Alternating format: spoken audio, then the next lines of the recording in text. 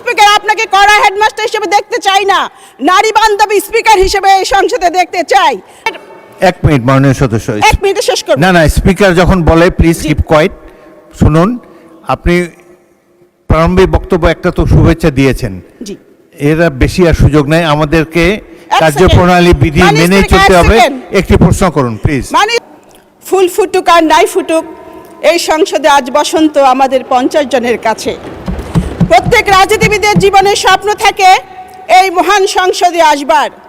তৃতীয়বারের মতো এই সংসদে এসেছি, পরম করুণাময় আল্লাহ পাকের কাছে শুকরিয়া। 2001-2026 সালের নির্বাচনে মাননীয় সদস্য প্রশ্ন করুন। 1 মিনিট সময় দেন মাননীয় স্পিকার, প্রথমে এসেছি, সময় সুযোগ নাই, প্রশ্ন করুন। মাননীয় স্পিকার, 2001-2026 সালের নির্বাচনে মাননীয় সদস্য, এক মিনিট মাননীয় সদস্য, এক মিনিটে শেষ করব। না স্পিকার যখন বলে প্লিজ কিপ কোয়াইট।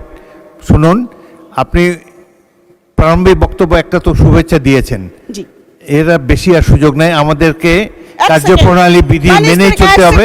একটি প্রশ্ন করুন প্লিজ। মাননীয় স্পিকার, আপনাকে কড়া হেডমাস্টার হিসেবে দেখতে চাই না, নারী বান্ধবী স্পিকার হিসেবে এই সংসদে দেখতে চাই।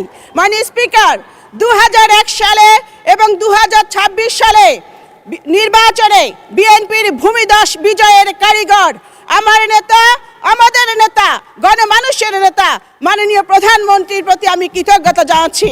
মাননীয় স্পিকার, এই সংসদে সংরক্ষিত নারী আসনকে অতীতে 30 সেট অলংকার হিসেবে বলা হতো।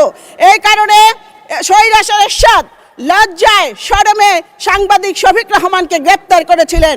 আমি আপনাকে বলতে চাই, আমরা যে 50 জন এই সংসদে এসেছি, আপনি যদি আমাদের কথা বলার সুযোগ দেন তাহলে আমরা 50 সেট অলংকার নয়, 50 সেট নারী জাতির অহংকার হিসেবে নিজেদের পরিচিত করব। মাননীয় স্পিকার, আজ থেকে 30 বছর আগে আমি আপনার নির্বাচনী এলাকার জনসভায় মাননীয় সংসদ নেতার সফর সঙ্গী হয়ে বক্তব্য রেখেছিলাম। আমি আপনার আকাশচুম্বী জনপ্রিয়তা দেখেছি। আপনি 7 বার এমপি হয়েছেন, আমিও আপনার মতো 7 বার এমপি হতে চাই।